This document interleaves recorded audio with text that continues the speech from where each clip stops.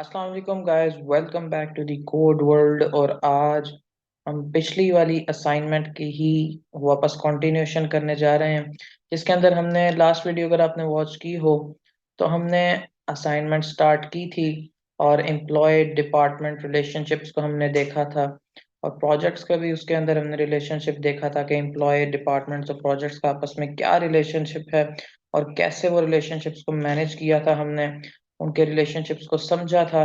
और हमने डेटाबेस को डिज़ाइन भी किया था, और डेटाबेस के डिज़ाइन के साथ ही साथ हमने उसके अंदर कुछ फॉरेन कीज और जो फेक डेटा एंटर किया था। और आज हम उसकी उसी डेटाबेस के ऊपर कुछ एसक्यूएल की क्यूरीज चलाने जा रहे हैं, और कुछ एसक्यूएल का वर्क करने जा रहे हैं, कुछ प्रैक्टिकल वर्क करना जा रहे हैं, जो कि हमारे लिए बहुत ही यूजफुल होगा। और देखिएगा कि आप लोगों को उससे बहुत कुछ सीखने को मिलेगा। ये देखिए, हमारे पास 5 क्यूरीज हैं जो हमने इसके अंदर चलानी है। और आइए चलते हैं अपने डेटाबेस के ऊपर और क्यूरीज को चलाना स्टार्ट करते हैं। तो जैसा कि मैं आपको दिखा दूं कि लास्ट वीडियो के अंदर हमने डेटा जो एंटर किया था वो कुछ इस तरह था कि एम्प्लॉयज का डेटा है, उसके अंदर उनका आईडी है, उनका नेम है, एड्रेसेस हैं, सैलरी है, डिपार्टमेंट नंबर है हर एम्प्लॉय का कि किस डिपार्टमेंट से बिलोंग करता है, और फोन नंबर है उनका मेंशन। उसके अलावा डिपार्टमेंट्स का था, 10 डिपार्टमेंट्स हैं हमारे पास, उनकी आईडी है, नेम है, उनकी लोकेशन है, और उनका उनकी मैनेजर आईडी है कि मैनेजर उनका कौन है। और इसी के साथ साथ हमारे पास जो प्रोजेक्ट्स हैं वो भी कुछ इस तरह से है कि 30 प्रोजेक्ट्स हैं हमारे पास, और हर प्रोजेक्ट का नेम है एक, और डिपार्टमेंट नंबर है कि कौन सा डिपार्टमेंट उस प्रोजेक्ट को हैंडल कर रहा है। ओके, सो अब हमने करना क्या है, अब हमने चलानी है क्यूरीज। तो सबसे पहली क्यूरी जो है हमारे पास वो है कुछ यूं कि सिलेक्ट, हमने सिलेक्ट करना है employees with their department names. हमने एम्प्लॉयज सिलेक्ट करने हैं और उनके साथ उनके डिपार्टमेंट नेम्स को हमने सिलेक्ट करना है। तो आइए देखते हैं हम ये किस तरह करने वाले हैं, ये क्यूरी को हम किस तरह चलाएंगे, अभी पता लग जाता है। आइए देखते हैं कि हमने इस क्यूरी को किस तरह से चलाना है। ओके, तो सबसे पहले हमने क्या करना है, सबसे पहले हम देखते हैं, सिलेक्ट करते हैं, सिलेक्ट की क्यूरी चलाते हैं। सिलेक्ट, ओ सॉरी, कमेंट्स को मैंने ऑफ नहीं किया। कमेंट्स को यहाँ से बंद करने के बाद अब हम चलाते हैं सिलेक्ट स्टैटिक फ्रॉम एम्प्लॉयज। इसको जब हम एग्जीक्यूट करते हैं तो ये देखिए हमारे पास तमाम एम्प्लॉयज का डेटा आ चुका है। लेकिन हमने इसके अंदर से क्या करना है, हमें सारा डेटा तो नहीं चाहिए, हमें चाहिए एम्प्लॉय के नेम्स और उसी के साथ डिपार्टमेंट के नेम्स। लेकिन यहाँ पर तो डिपार्टमेंट नेम मेंशन्ड ही नहीं है। तो जब कोई चीज मेंशन नहीं है तो उसका लेकिन रिलेशन तो है उसके साथ। तो हम क्या करेंगे, डिपार्टमेंट के टेबल से ही डेटा को हम उठाएंगे। लेकिन किस तरीके से, हम लगाएंगे ज्वाइन इसके अंदर। हम किस तरह से ज्वाइन लगाएंगे ये देखिए, इनर ज्वाइन।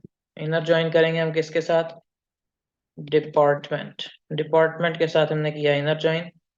लीजिए जनाब, डिपार्टमेंट के साथ इनर ज्वाइन होने के बाद ये बहुत सारा दोनों टेबल्स आपस में मर्ज हो गए हैं और उन दोनों का डेटा हमें शो हो रहा है यहाँ पर। हमने क्या किया, select static from employees inner join department. ठीक है। अब अब हमने क्या करना है, इसमें से हमने टेबल सिलेक्ट करने हैं। कौन से, हमने इनर ज्वाइन की कंडीशन अभी नहीं लगाई ऑन। इनर ज्वाइन हमने किस बेस पर करना है, हमने करना है कि दोनों के अंदर जो डिपार्टमेंट नंबर है वो सेम होना चाहिए। Employees dot department number is equal to department dot, sorry, department dot D number. तो ये हमारी कंडीशन है ज्वाइनिंग की, जिसकी बेस पर ये देखिए कि डिपार्टमेंट नंबर इसका और डिपार्टमेंट नंबर इसका ये आ चुके हैं सेम हमारे पास। और अब हमने इसमें से सिलेक्ट क्या करना है, हमने इनमें से सिर्फ एम्प्लॉय के नेम्स सिलेक्ट कर लेने हैं, और हमने इनके अंदर डिपार्टमेंट की जो आईडी, हमने डिपार्टमेंट के जो नेम है वो सिलेक्ट कर लेने हैं। हम किस तरह करेंगे, एम्प्लॉयज स्टैटिक का मतलब है कि सारा कुछ सिलेक्ट करेगा, लेकिन हमने यहाँ से नेम सेलेक्ट किया और हमने यहाँ से department dot D name select किया। अभी देखते हैं हमारे पास क्या आता है, किस तरह का डेटा आता है। ये देखिए जनाब, हमारे पास डिपार्टमेंट वाइज डेटा जो है वो उसने मैनेज करके दे दिया कि सर्विसेज डिपार्टमेंट के हमारे पास ये एम्प्लॉयज हैं, प्रोडक्ट मैनेजमेंट के डिपार्टमेंट है उसके हमारे पास ये एम्प्लॉयज हैं, उनके नेम और उनके सामने उनके डिपार्टमेंट्स आ गए हैं। ठीक है, तो फर्स्ट क्यूरी जो थी हमारी वो ये थी कि सिलेक्ट हमने किया एम्प्लॉयज के टेबल में से ई नेम सेलेक्ट किया, डिपार्टमेंट के टेबल में से डी नेम सेलेक्ट किया फ्रॉम द एम्प्लॉयज, और उन दोनों टेबल्स को एम्प्लॉयज और डिपार्टमेंट को हमने ज्वाइन करवा दिया आपस में। ज्वाइनिंग की कंडीशन हमने क्या लगाई कि दोनों के अंदर जो डिपार्टमेंट नंबर की प्राइमरी की है, प्राइमरी की तो खैर डिपार्टमेंट के टेबल में से थी, लेकिन फॉरेन की थी एम्प्लॉयज के टेबल में, उन दोनों की वैल्यूज सेम होगी। तो हम यहाँ पर इसको सिलेक्ट करेंगे और ये हमारी फर्स्ट क्यूरी थी जो कि हम चला चुके हैं। यही हमारा फर्स्ट सिनेरियो था। उम्मीद है आप लोगों को समझ आ गई होगी इसकी कि हमने इसके अंदर बेसिकली क्या किया है और किस तरह से किया है। ओके, सो चलते हैं नेक्स्ट क्यूरी की तरफ। नेक्स्ट क्यूरी हमारी क्या है, आइए देखते हैं अपनी असाइनमेंट के अंदर। सो नेक्स्ट क्यूरी हमारे पास है, find the department name, department location and which project is handling by the department. यहाँ पर अब समझने की जरूरत है कि हमें डिपार्टमेंट नेम और डिपार्टमेंट लोकेशन तो मिल जाएगा डिपार्टमेंट के टेबल में से, वो मैं आपको दिखा देता हूँ। Select static from department. हम देखते हैं हमारे पास डिपार्टमेंट का डेटा आता है, हमारे पास डिपार्टमेंट का सारा डेटा यहाँ पर आ चुका है, लेकिन हमें क्या चाहिए कि ये डिपार्टमेंट कौन सा प्रोजेक्ट हैंडल कर रहा है। अब एक डिपार्टमेंट मल्टीपल प्रोजेक्ट्स को हैंडल कर रहा है, हमने क्या देखना है, हमें दोबारा से इनर ज्वाइन लगाना पड़ेगा, क्योंकि प्रोजेक्ट के अंदर department number as an ID मौजूद है। हम किसको करते हैं, प्रोजेक्ट के साथ ज्वाइन। प्रोजेक्ट्स के साथ हमने से किया ज्वाइन, जब प्रोजेक्ट के साथ हमने से ज्वाइन किया तो लीजिए प्रोजेक्ट भी आ गए सारे। अभी हमने ज्वाइनिंग कंडीशन लगानी है। ज्वाइनिंग कंडीशन क्या लगाएंगे कि प्रोजेक्ट डॉट डी नंबर जो है वो बराबर होना चाहिए किसके, डी नंबर के, department dot D number. Okay, ये आ चुकी है हमारी ज्वाइनिंग कंडीशन और अब ये बहुत सारा डेटा आ गया है। यहाँ पर डिपार्टमेंट का नेम है, यहाँ पर इसकी जो प्रोजेक्ट के नेम है और प्रोजेक्ट की जो आईडीज हैं वो मेंशन्ड हैं, लेकिन हमने यहाँ से सिर्फ सिलेक्ट करनी है अभी कुछ अमाउंट ऑफ डेटा हमें चाहिए। हमें ये सारा का सारा डेटा जो एक्स्ट्रा डेटा है उसे हम निकाल देते हैं। तो जोन से कॉलम्स की हमें जरूरत है, सिर्फ हम उन्हें सिलेक्ट करेंगे। हम सिलेक्ट करेंगे department name D department dot D name.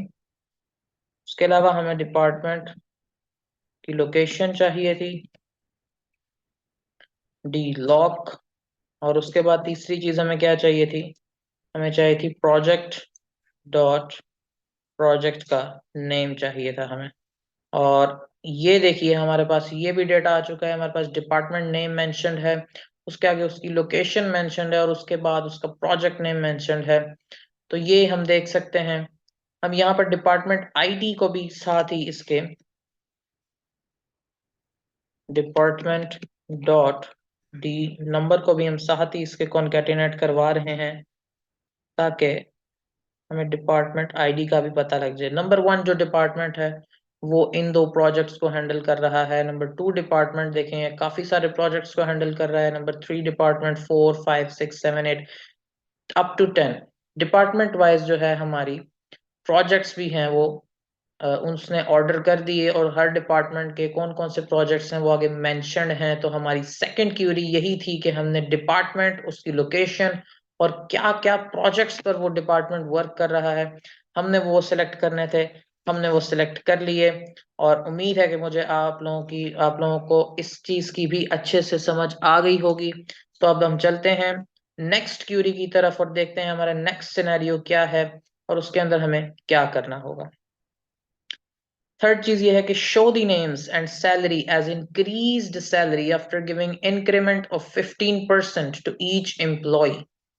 अब ये थोड़ा सा टेक्निकल क्वेश्चन आ गया कि हमने क्या करना है, हमने एम्प्लॉयज की सैलरी को सिलेक्ट करना है, उसको हमने एलियस देना है एज इंक्रीज्ड सैलरी, यानी कि लिखा हुआ शो हो जाए कि ये इंक्रीज्ड सैलरी है। और इंक्रीज्ड सैलरी किस तरह से शो होनी चाहिए, हमें जो ओरिजिनल सैलरी पहले से मेंशन्ड है उसके अंदर 15% इंक्रीज करके तब उसको हमने शो करवाना है। वो किस तरह होगा भाई, आइए देखते हैं, सीखते हैं इसके बारे में भी। सबसे पहले देखते हैं, select salary from employees, select salary from employees, इसको चलाया, ये सबकी सैलरीज हमारे पास आ चुकी है। हम इसके साथ ही यहाँ पर एम्प्लॉय का जो नेम है उसको भी साथ लिख देते हैं, और एम्प्लॉयज की जो आईडी है, एम्प्लॉय नंबर जिसको हमने कहा था, उसे भी हम यहाँ पर मेंशन करते हैं कि एम्प्लॉय नंबर, और ये इसका नेम, और ये इसकी सैलरी। लेकिन ये जो सैलरी है ये इनकी ओरिजिनल सैलरी है, अभी हमने इस सैलरी के अंदर इंक्रीज नहीं किया। अच्छा, इस सैलरी को हम यहाँ पर एज इंक्रीज्ड सैलरी अगर लिखें, इंक्रीज्ड सैलरी, और यहां से इसको क्लोज करें, तो ये देखिएगा कि आप यहाँ पर ये देखिए इंक्रीज्ड सैलरी लिखा हुआ शो हो गया। एक चीज तो हमने कर ली कि एज इंक्रीज्ड सैलरी वाला काम हमने कर लिया, लेकिन अब पॉइंट ये है कि इस सैलरी के अंदर 15% इंक्रीज कैसे करवाया जाए, वो मैं आपको बताता हूँ। यहीं पर जब हमने सैलरी को शो करवाना है तो हमें एक फॉर्मूला लगाना है। आपको पता है फॉर्मूला क्या हो सकता है कि ओरिजिनल सैलरी के अंदर उसका 15% हमने ऐड कर देना होता है। तो salary is equal to, sorry, salary is equal to हम यहाँ पर नहीं करेंगे, सैलरी प्लस, ब्रैकेट के अंदर हम लिखते हैं सैलरी मल्टीप्लाई बाय 0.15, सॉरी 0.15, इस ब्रैकेट को हम क्लोज करेंगे। तो इसका क्या मतलब है कि salary plus salary point into 0.15, मतलब कि 15% होता है 15 divided by 100 which is equal to 0.15। उसको जब हम ओरिजिनल सैलरी से मल्टीप्लाई करते हैं तो उस सैलरी का 15% हमारे पास अमाउंट आ जाती है।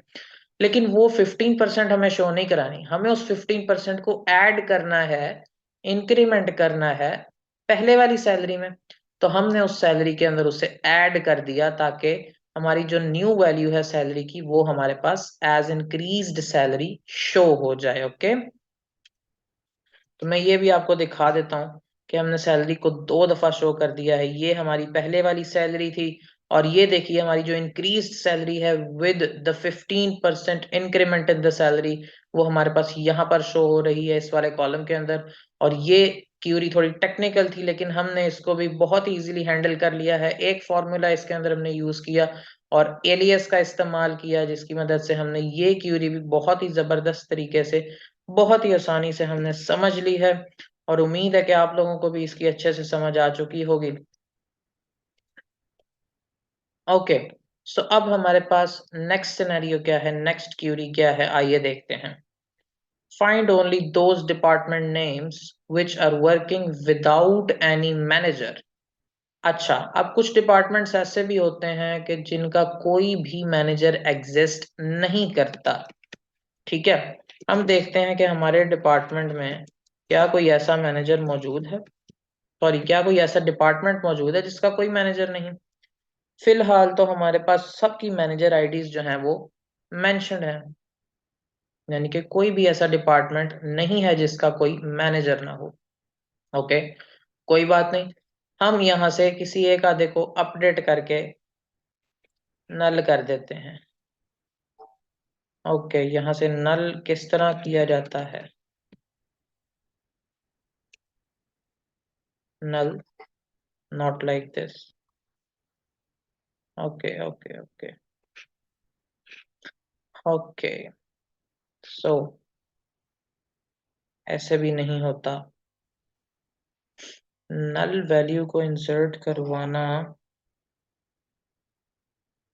ओके, अपडेट करते हैं हम यहाँ पर, इस क्यूरी को यहाँ से हम उठाते हैं, कंट्रोल सी करते हैं, क्यूरी की टैब के अंदर हम चलते हैं और कंट्रोल वी करते हैं, update employ department, set manager number, null where,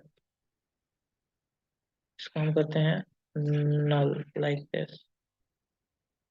okay, where D number is equal to 7, इस क्यूरी को अगर हम चलाएं तो क्या ये चलती है? नो, इस तरह ये वर्क नहीं कर रही है ये क्वेरी।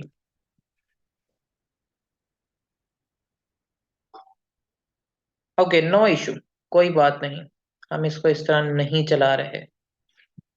हमने क्या करना है, हमने देखना है सबसे पहले डेटा को हम देखते हैं, सॉरी सेलेक्ट करते हैं हम, सेलेक्ट स्टैटिक फ्रॉम डिपार्टमेंट्स। कोई बात नहीं अगर हमारे पास कोई ऐसा डिपार्टमेंट नहीं है कि जिसका कोई मैनेजर मौजूद नहीं है। हम जब सेलेक्ट करेंगे तो हमें क्या शो होना चाहिए, हमें कुछ भी नहीं शो होना चाहिए, क्योंकि हमारे पास कोई ऐसा डिपार्टमेंट मौजूद ही नहीं है। ओके, सो ऐसा क्या होगा, ऐसा किस तरह से हम सिलेक्ट कर सकते हैं, हमें ये देखना होगा कि क्या किसी डिपार्टमेंट के अंदर जो मैनेजर आईडी है वो नल तो नहीं। ओके, हमने किया सिलेक्ट स्टैटिक फ्रॉम डिपार्टमेंट, हमें चाहिए कंडीशन, कंडीशन के लिए हम क्या यूज करते हैं, वेयर क्लॉज का। वेयर कंडीशन क्या लगाई हमने, वेयर, वेयर क्या होना चाहिए भाई, वेयर डिपार्टमेंट के अंदर जो मैनेजर नंबर है वो क्या ना हो, नल हो, वो क्या हो, नल हो, इज नल। हमने क्या देखा, select static from department where manager number is null. Manager number किस में नल है, किसी में भी नहीं है, हमारे पास क्या शो हुआ, कुछ भी नहीं। ओके, सो क्या मतलब हुआ कि हमारी ये क्यूरी भी हो गई सक्सेसफुल। अगर देखिए, अगर मैं यहां पर करता नॉट नल तो फिर क्या आना था, फिर सारे के सारे आ जाने थे, क्योंकि सब में यहाँ पर नॉट नल है। लेकिन अगर मैं नल करता हूँ तो इसका मतलब है कि कोई भी नहीं आ रहा, नल का मतलब होता है कि कुछ भी नहीं है, वहां पर एम्प्टी है। तो ऐसा हमारे पास कोई भी कॉलम का सेल नहीं है जहां पर मैनेजर मेंशन्ड नहीं है। तो फोर्थ क्यूरी भी हमने यहाँ पर सक्सेसफुली रन कर ली है। और फोर्थ क्यूरी के बाद जो लास्ट क्यूरी रह गई है हमारी वो है फिफ्थ क्यूरी।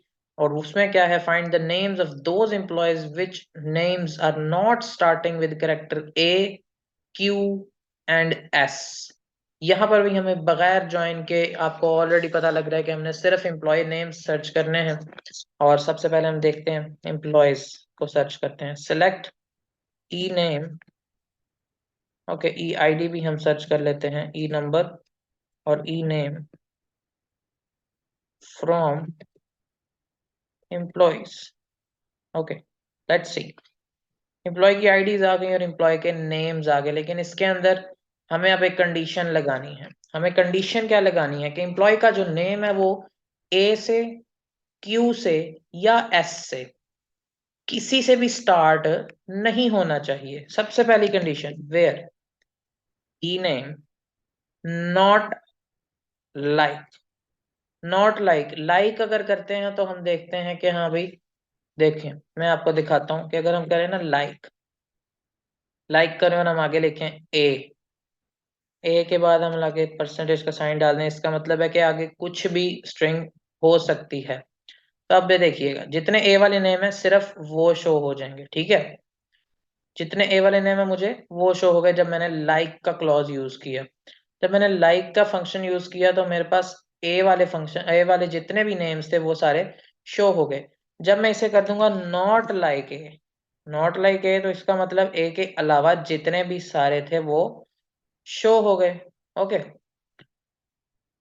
सो हमें सिर्फ ए वाले नहीं, हमें उसमें से फिल्टर आउट करने हैं एस वाले भी और क्यू वाले भी। सो बिल्कुल सिमिलर कंडीशन लगेगी वहां पर भी। कंट्रोल इसको सी करते हैं और यहाँ पर सबसे पहले लगाते हैं एंड, ठीक है, कि ई नेम ए से भी नहीं स्टार्ट होना चाहिए और उसके साथ ही साथ एस से भी स्टार्ट नहीं होना चाहिए एंड क्यू से भी स्टार्ट नहीं होना चाहिए। हमने ये कंडीशन लगा दी, इसको चलाते हैं। अब देखिए, मुझे ढूंढ के दिखा दे कोई बंदा कि इसके अंदर कोई नेम स्टार्टिंग में ए, एस या क्यू से स्टार्ट होता हो।